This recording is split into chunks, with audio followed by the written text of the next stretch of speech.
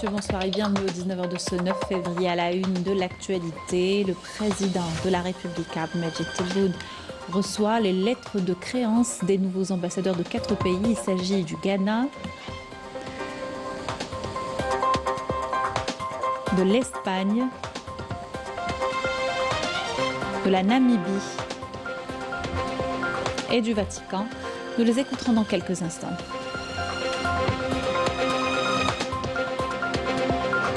Le président de la République arabe d'Égypte, Abdel Fattah al-Sisi, salue les dernières déclarations du président de la République, Abdelmadjid Tebboune, sur les relations profondes entre les deux pays.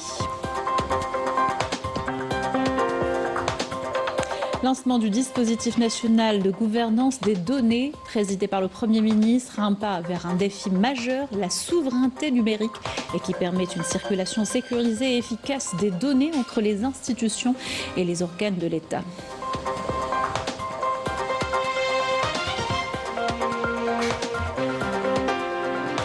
Dans son dernier numéro, la revue Al-Jaish indique que l'Algérie poursuit son projet prometteur de renouveau national en dépit de toutes les tentatives de semer la confusion, propager le mensonge et la calomnie. Les détails tout à l'heure.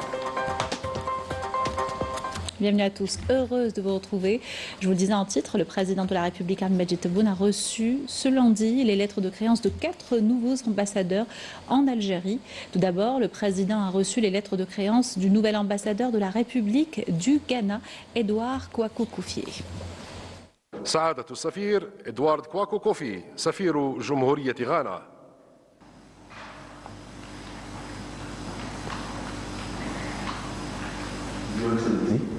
I have the honor to present to you the letters of credence by which President John Dramani Mahama has appointed me Ambassador of the Republic of Ghana to the People's Democratic Republic of Algeria, as well as the letters of recall of my predecessor.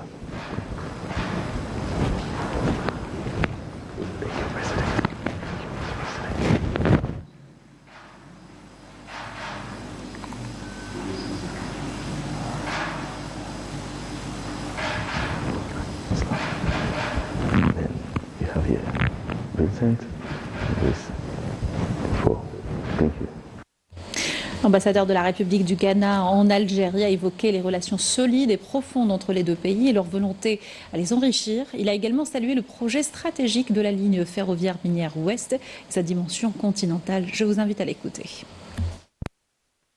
Ghana and Algeria have had a tradition. Le Ghana et l'Algérie ont toujours entretenu des relations solides et profondément enracinées dans l'histoire. Et c'est ce partenariat que nous souhaitons renforcer et développer à l'avenir.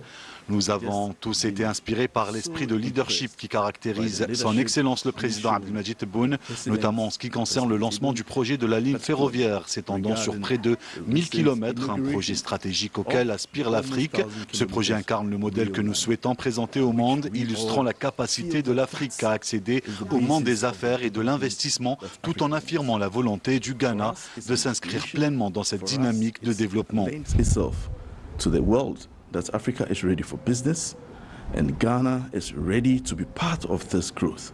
Nous aspirons à renforcer l'investissement, à développer les partenariats et les échanges commerciaux et nous espérons à l'avenir l'ouverture d'une liaison aérienne directe entre l'Algérie et le Ghana. Direct air links between Ghana and Algeria.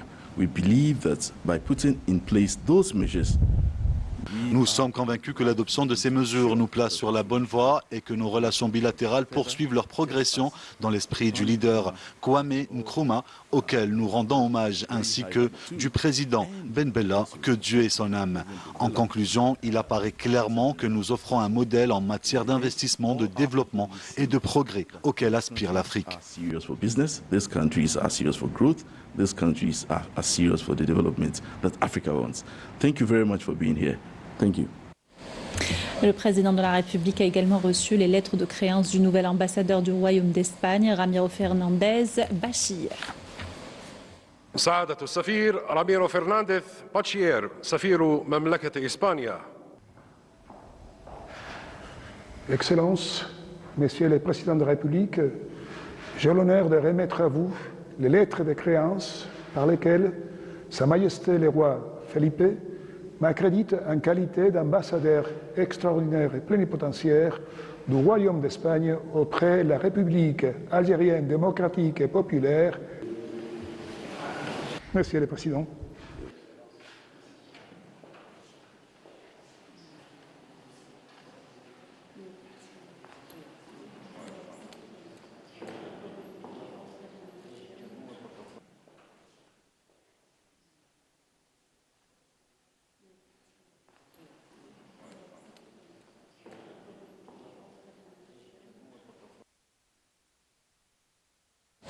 Suite à l'audience, le nouvel ambassadeur d'Espagne en Algérie a affirmé que les deux pays ont des liens historiques, économiques et culturels profonds, renouvelant la volonté de son pays à les renforcer davantage. On l'écoute. Je viens de présenter mes lettres de créance à Son Excellence le Président de la République, par lesquelles le roi Felipe m'accrédite en qualité d'ambassadeur d'Espagne auprès de la République algérienne. C'est le début officiel de ma maison. L'Espagne et l'Algérie sont des pays voisins, des pays frères, des pays amis qui sont unis par des liens historiques, par des liens économiques, par des liens culturels de longue date. Avec Son Excellence le Président de la République, on a passé revue, on a fait un aperçu à l'état des relations bilatérales. Les relations, on peut constater qu'elles sont à beau fixe et je peux vous transmettre la volonté du gouvernement espagnol de les approfondir et de les faire grandir davantage. Nous sommes des pays qui sont très près, il y a des secteurs dans lesquels le secteur à fort potentiel dans lequel on peut travailler ensemble, pas seulement les dialogues politiques, pas seulement les échanges économiques, pas seulement les questions de lutte contre les migrations, contre la sécurité de la sous-région, aussi la diplomatie culturelle, aussi la diplomatie parlementaire. Alors, ça seront les principaux chapitres de ma mission, de mon mandat ici en Algérie. Je vous remercie. Le président de la République, Ahmed Tebboune, a reçu les lettres de créance du nouvel ambassadeur de la République de Namibie, Samuel Kaveto Mbambo. سعادة السفير صامويل كافيتو مبامبو سفير جمهورية ناميبيا. Excellency, I have the honor to present to you the letter of credence that my President Netumbo Nandi Ndaitwah appointed me with as Ambassador, Extraordinary and Plenipotentiary of the Republic of Namibia. Thank you.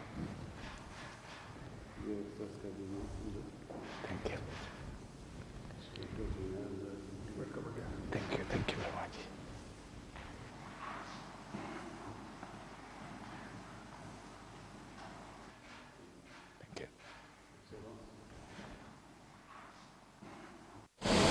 L'ambassadeur de la Namibie en Algérie a affirmé la volonté de son pays à hisser les relations économiques au niveau des relations politiques bilatérales. Je vous invite à l'écouter. Namibia is very happy to be in Algeria.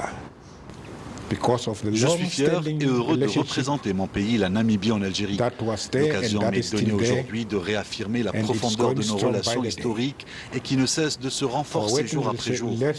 Nous œuvrons à élever nos relations économiques au niveau de nos relations politiques et je reste convaincu que l'Algérie se tiendra à nos côtés dans notre lutte pour le développement de notre pays.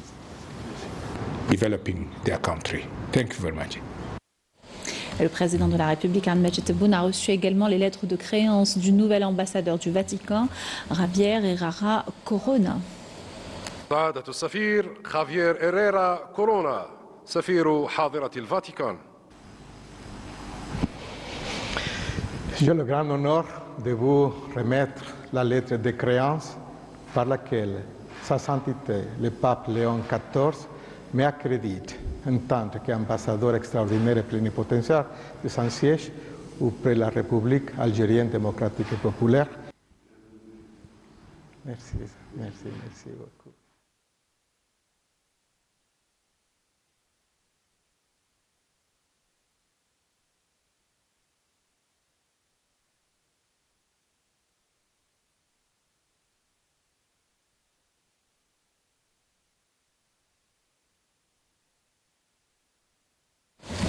Suite à l'audience, l'ambassadeur du Vatican en Algérie a annoncé la visite prochaine du pape Léon XIV en Algérie, une visite dans l'optique de renforcer les liens d'amitié et de respect entre les deux pays. Je vous invite à l'écouter.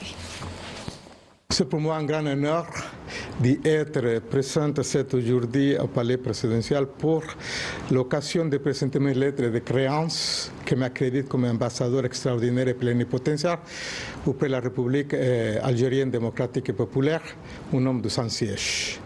La rencontre avec le président était une rencontre très amiable, comme sont les relations réciproques qui existent avec la Saint-Siège et la République algérienne depuis plus de 50 ans. Pendant ces rencontres, nous avons accordé et parlé sur la prochaine visite du pape Léon XIV à cette République qui va renforcer encore les lignes d'amitié et de respect réciproque bilatéral qui existent heureusement avec notre deux nations. Merci beaucoup. La cérémonie de remise des lettres de créance des nouveaux ambassadeurs s'est déroulée en présence du ministre d'État, ministre des Affaires étrangères de la Communauté nationale à l'étranger des Affaires africaines Ahmed Attaf et du conseiller auprès du président de la République chargé des affaires diplomatiques Ammar Abba. Et ce poste à présent du président de la République arabe d'Égypte Abdel Fattah al-Sisi sur sa page officielle sur les réseaux sociaux, réagissant aux déclarations du président de la République Al-Majid Tebboune lors de sa dernière entrevue périodique avec le représentant des médias concernant les relations entre les deux pays.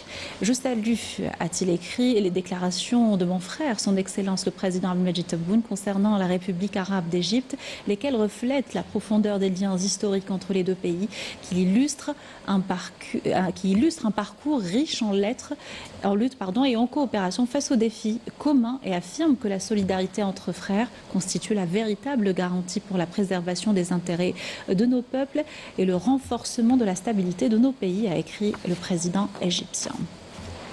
Dans l'actualité également, lancement officiel du dispositif national de gouvernance des données ce lundi, sous le haut patronage du président de la République. C'était lors d'une cérémonie présidée par le Premier ministre Sifir Rieb au Centre international des conférences Abdelatif Rahal sous le slogan Souveraineté, organisation et transparence. Le lancement a eu lieu en présence du ministre de la ministre au commissaire à la numérisation, Mariam Ben Mouloud, le conseiller du président Farid Yaissi et des membres du gouvernement.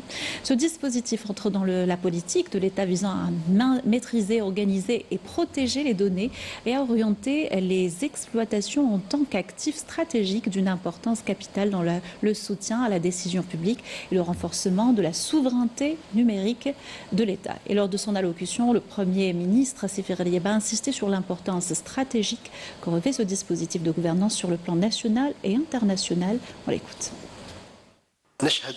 Nous assistons aujourd'hui à la mise en service de ces différentes composantes et à l'activation de ces mécanismes avec l'implication de l'ensemble des acteurs, chacun selon les missions qui lui sont confiées, ce qui constitue une preuve manifeste de la convergence des efforts et de la solidité de la coordination institutionnelle. Elle s'inscrit ainsi dans le cadre de la consolidation du processus de transformation numérique auquel notre pays s'engage avec des démarches progressives, réfléchies et maîtrisées, en parfaite adéquation avec la forte volonté politique des plus hautes autorités du pays, à leur tête le président de la République, Abdelmajid Tebboune. De son côté, la ministre au commissaire à la numérisation a affirmé que le dispositif comprend un réseau de liaison souverain entre les organismes et les institutions de l'État. Il s'agit du fruit d'efforts nationaux complémentaires en adéquation avec la vision des hautes autorités du pays. Et je vous propose de l'écouter. La concrétisation de ce système est le fruit d'une vision nationale intégrée ainsi que d'efforts anticipatifs et méthodiques menés par le Haut Commissariat à la numérisation en étroite coordination avec l'ensemble des secteurs ministériels, les institutions concernées et les acteurs du domaine numérique dans le but de jeter les bases nationales d'une gestion des données efficace et fiable et de renforcer le processus de transformation numérique dans lequel notre pays s'engage avec des pas sûrs et réfléchis. atteindre une souveraineté numérique, un des défis majeurs de l'heure. Et cela passe d'abord par la numérisation des institutions et organismes de l'État, mais surtout par une circulation sécurisée et efficace des données numériques. Et c'est le but du dispositif national de gouvernance des données. Explication des experts au micro de Raouf Hamouche. Les données sont aujourd'hui au cœur du fonctionnement de l'État. Leur gestion conditionne l'efficacité de l'administration, la sécurité des systèmes et la qualité du service. C'est dans ce contexte que la plateforme nationale de gouvernance des données a été présentée ce matin au Centre international des conférences Abdelatif Rahal.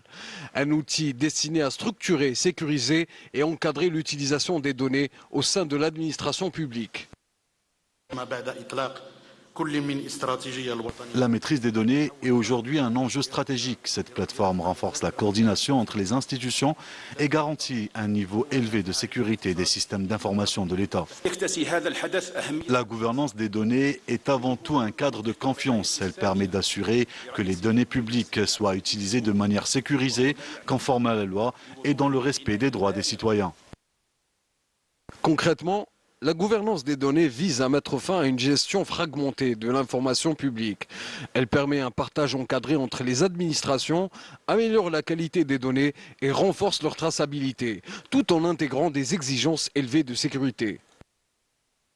Essentiellement, ce dispositif repose sur le principe de gouvernance des données, de manière à ce que l'ensemble des parties prenantes dans le dispositif sachent quel rôle elles ont et qu'est-ce qu'elles ont à faire de manière sécurisée et de manière également qui permette de protéger les données et de protéger également les données liées aux personnes et aux institutions. Et ça va changer fondamentalement l'organisation de l'administration. Donc l'administration qui a l'habitude d'être hiérarchisée, donc verticale, organisée en silos, l'information, l'interopérabilité permet de développer cette organisation de façon horizontale. Donc plus de hiérarchie, de bureaucratie, mais une information partagée, ça permet de faire sauter les mauvais esprits, de les chasser et surtout d'asseoir une visibilité qui permettrait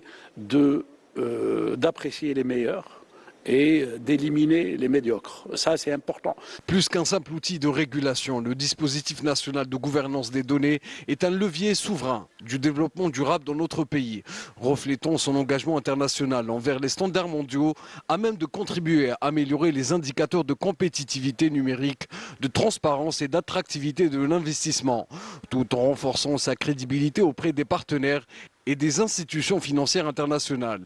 Ce dispositif ouvre ainsi un chantier de fond pour l'administration dont l'efficacité dépendra désormais de son déploiement progressif et de son appropriation par l'ensemble des institutions. À cette réunion présidée par le Premier ministre Sefer El-Yeb, qui a présidé une réunion du Conseil intraministériel consacrée à l'examen de l'état d'avancement du projet de phosphate intégré structuré au niveau de 3 wilayas, à savoir Tebessa, Sorahras et Hannaba. Il s'agit d'un important projet pour le développement de la filière minière et industrielle nationale qui repose sur des réserves exploitables de 840 millions de tonnes de phosphate et vise une production annuelle de 10,5 millions de tonnes de phosphate brut.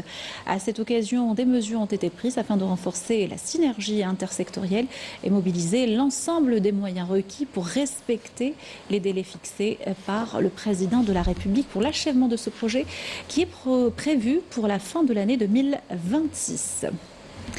L'Algérie poursuit son projet prometteur de renouveau national en dépit de toutes les tentatives de semer la confusion, propager le mensonge et la calomnie, indique le dernier numéro de la revue Al-Jaish.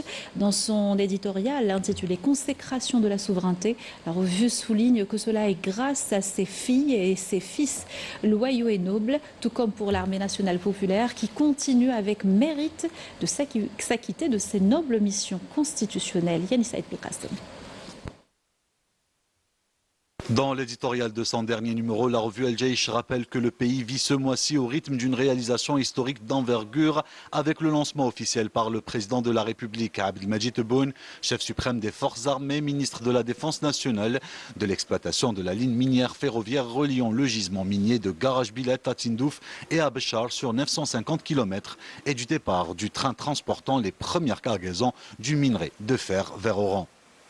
Avec l'inauguration de ce méga-projet, nous assistons, comme l'a souligné le chef de l'État dans son allocution, à une étape de la concrétisation d'une réalisation nationale stratégique et historique, précisant que tous les moyens ont été mobilisés pour atteindre les objectifs escomptés dans l'Algérie souveraine, fière et victorieuse, qui avance résolument vers sa libération de la dépendance aux hydrocarbures et mise désormais sur ses propres capacités. L'éditorial d'El Jaish rappelle que cet événement intervient après le lancement de 2 satellites Alsat 3A et Alsat 3B dans le cadre des efforts visant la maîtrise des technologies spatiales, des réalisations stratégiques qui interviennent, souligne l'éditorial, alors que nous vivons dans une ambiance festive qu'enferrée par la célébration de l'anniversaire de nombreux hauts faits. La publication cite notamment la journée nationale du Shahid, la commémoration des massacres de Saqet Sidi Youssef, les explosions nucléaires dans le Sahara algérien, la nationalisation des hydrocarbures et la récupération de la base navale d'El Mers El Kabir. À cela s'ajoute la célébration de la journée nationale de la fraternité et de la cohésion entre le peuple et son armée pour la démocratie. Autant d'opportunités relève la publication pour nous inspirer des nobles valeurs de ceux qui nous ont précédés et de leur immense sacrifice, particulièrement en cette étape marquée par les évolutions qui s'opèrent à tous les niveaux en Algérie, à la lumière de son prometteur projet de renouveau national pour prendre sa place parmi les pays émergents, en dépit de toutes les tentatives désespérées de ses ennemis d'entraver et de freiner son parcours, et vis-à-vis desquels le peuple algérien a grande confiance, ajoute la revue El Jaish. Des plans malveillants qui n'atteindront jamais leur fin ni leur funeste objectif. L'éditorial souligne que malgré tout cela, l'Algérie poursuit son chemin avec détermination et fermeté vers la consécration de son indépendance politique et économique grâce à ses enfants loyaux et à son armée qui continue de s'acquitter de ses nobles missions constitutionnelles et d'accompagner le parachèvement de ce processus de développement à travers sa contribution aux différents projets d'envergure tout en veillant à la sécurisation de chaque parcelle du territoire national. Réception d'une nouvelle cargaison de 210 autobus du port de Djenjen de différents types. Elle entre dans le cadre de la mise en œuvre du programme du président de la République impliquant l'importation de 10 000 nouveaux bus visant à renouveler le parc national de transport de voyageurs. Dans le cadre de la concrétisation effective et rigoureuse du programme du président de la République, chef suprême des forces armées, ministre de la Défense nationale, visant à renouveler le parc national de transport de voyageurs et à élever la qualité du service public. Ces arrivages font l'objet d'un suivi personnel par le général d'armée, ministre délégué auprès du ministre de la Défense nationale, chef d'état-major de l'armée nationale populaire, un suivi qui témoigne du caractère stratégique accordé par l'État à ce dossier vital. La direction des fabrications militaires du ministère de la Défense nationale vient ainsi de réceptionner un nouveau lot de 210 bus modernes, toutes catégories confondues. Cette opération s'inscrit dans le programme national d'importation de 10 000 bus, exclusivement dédiés au renouvellement de la flotte de transport à travers les différentes wilayas du pays. La réception a été coordonnée par l'établissement de développement de l'industrie de véhicules sous la tutelle de la direction des fabrications militaires, selon une approche institutionnelle rigoureuse, garante de qualité, d'efficacité et de conformité aux standards techniques. Ce choix stratégique place la sécurité et le confort des citoyens au cœur des politiques publiques, grâce à ces véhicules de dernière génération répondant aux normes de sécurité et d'efficacité énergétique. L'État réaffirme son engagement pour un transport moderne et digne. C'est une réhabilitation du service public, pilier de la justice sociale et de la qualité de vie. Les réceptions se poursuivront dans les jours à venir selon un calendrier précis pour garantir une injection graduelle et étudiée de ces bus dans l'ensemble du réseau national. À cette information, le directeur général de l'Organisation mondiale de la santé a salué la priorité accordée par l'Algérie sous l'impulsion du président de la République, Abdelmadjid Tebboune, aux travaux menés dans des domaines essentiels à la protection et à la promotion de la santé des Algériens et des peuples du continent africain. Dans un post publié sur son compte officiel sur les réseaux sociaux, il a également souligné la qualité des échanges avec le professeur Kamel Senhadji, président de l'Agence nationale de sécurité sanitaire, indiquant avoir convenu avec lui de renforcer la solide collaboration entre l'Algérie et l'OMS.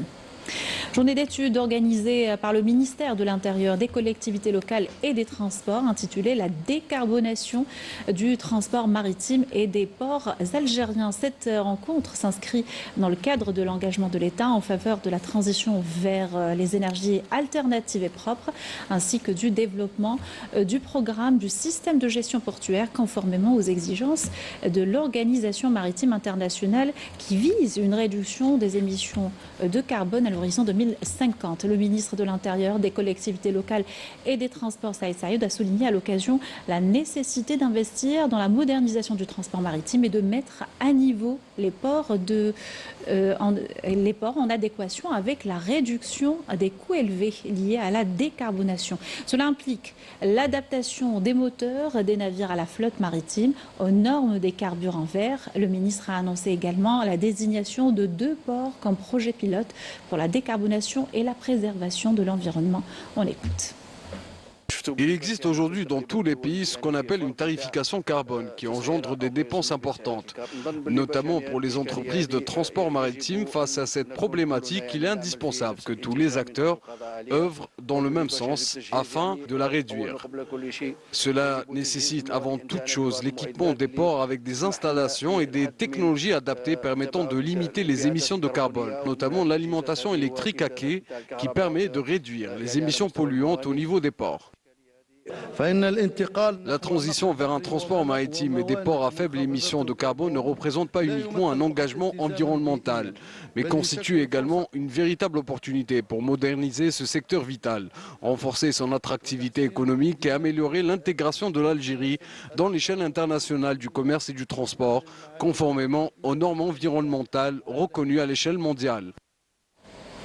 Clôture ce lundi à Kokoto, au Sénégal, de la rencontre internationale de l'invocation de la gratitude qui a été présidée par le calife général de la Tariqa Tijaniya, Cheikh Sidi Ali Ibn Arabi. Cet événement qui réunit des milliers d'adeptes de la Tariqa Tijaniya consacre l'unité et renforce les liens fraternels entre les enfants de la Tariqa. Je vous invite à écouter le calife général de la Tariqa Tijaniya. والسيد الماحي اليوم راه ثاني يتكلم واحد الكلام نتاع محبه قويه ما بين الجزائر وما بين السنغال، ما بين الشعب الجزائري وما بين الشعب السنغالي، ما بين الرئيس الجزائري وما بين الرئيس السنغالي، فمحبه قويه قويه قويه.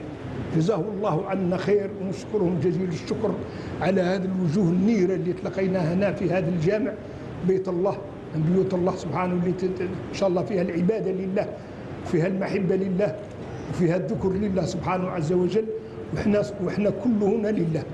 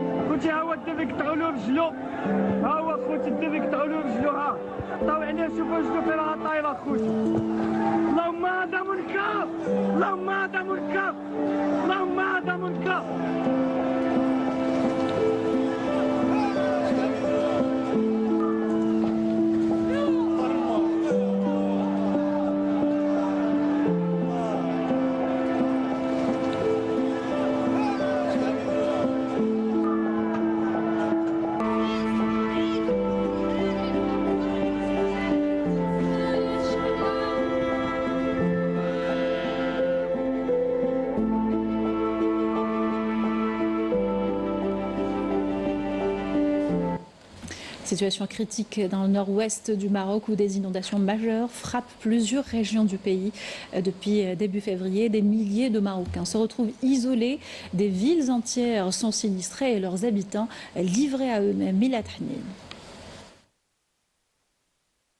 Dans plusieurs villes marocaines frappées par les récentes inondations, la gestion de la crise suscite une contestation grandissante. Les habitants dénoncent des évacuations mal encadrées, une absence totale des autorités et un manque de coordination qui renforce le sentiment d'abandon. Dans cette région, personne n'est venu. Tous les habitants ont quitté leur maison à cause des inondations. Secours tardifs, routes inondées et infrastructures fragiles Autant de facteurs qui ont aggravé la situation, révélant l'ampleur de l'inaction des autorités et la dichotomie entre le discours officiel et la réalité. Nous souffrons du froid, nous n'avons ni nourriture ni quoi que ce soit. Avant de dépenser des milliards pour des événements, ils auraient dû s'occuper des infrastructures. Cette crise met en lumière une gouvernance déconnectée des réalités du terrain et plus attentive à son image qu'à la sécurité des populations. Et on va parler art à présent et cette rencontre avec l'artiste Abdelkader Benlarbi, un artiste algérien connu pour ses œuvres particulières aux sculptures et encres dialogue avec la nature et la spiritualité. Il avait fait sensation en janvier dernier lors d'une exposition intitulée Al-Boustan au Centre culturel algérien à Paris. Correspondance de Rafef Belmouchet. Au Centre culturel algérien à Paris, dans cet espace d'exposition transformé en jardin symbolique, l'artiste Abdelkader Benlarbi a présenté Al-Boustan, une œuvre inspirée du poète soufi Saadi, où la nature devient langage, matière et méditation. Sculpture organique, encre calligraphique et fragments végétaux composent un univers sensible, construit comme un parcours intérieur. Alors, Abdelkader Benlarbi est un artiste qui a plusieurs cordes à son art, qui fait principalement de la sculpture, mais il fait également des encres et de la peinture classique. On s'est vraiment focalisé sur la sculpture et sur les encres. D'abord parce qu'on voulait qu'il y ait une homogénéité dans l'expo. Et c'est vrai que les encres répondent très bien aux sculptures. On retrouve ces mêmes lignes. Dans cet espace d'exposition, le dialogue entre 2 et 3 dimensions structure l'ensemble. Les encres prolongent les sculptures, répondant aux mêmes lignes et aux mêmes tensions. On a cette évocation de l'arbre, mais on a également l'évocation du derviche tourneur. On a cet ancrage dans le sol, cet enracinement, cette matérialité, et en même temps cette élévation vers l'infini, vers les cieux, grâce à la puissance de l'esprit et de la foi. Chez Abdelkader Benlarbi, la nature n'est jamais décorative. Elle devient signe, souffle et mouvement. Racines, écorces, fragments végétaux glanés lors de ses promenades nourrissent chaque création. Moi, tout ce que je fais, tout mon travail est basé sur la manifestation divine. D'accord ? Dieu nous envoie des signes, et ces signes-là, il faut les percevoir avec un œil intérieur qui s'appelle le cœur et l'intuition. Entre gestes libres et compositions maîtrisées, l'artiste explore un dialogue constant entre matière et spiritualité. La 2 dimensions, elle se marie avec la 3 dimensions. C'est-à-dire, la 2 dimensions, c'est les encres. Et pour moi, les encres, c'est la complémentarité de mon travail sculptural. Voilà. Donc, il y a plus de liberté dans le geste sur les encres et il y a plus d'harmonie de composition sur les sculptures. Donc, pour moi, c'est complémentaire. Avec Al-Boustan, Abdelkader Benlarbi a composé un jardin intérieur où la matière est devenue langage spirituel, une invitation à contempler la nature comme un espace de signes entre silence, mémoire et élévation. Voilà qui termine notre journal. Merci de l'avoir suivi. Excellente soirée sur Canal Algérie.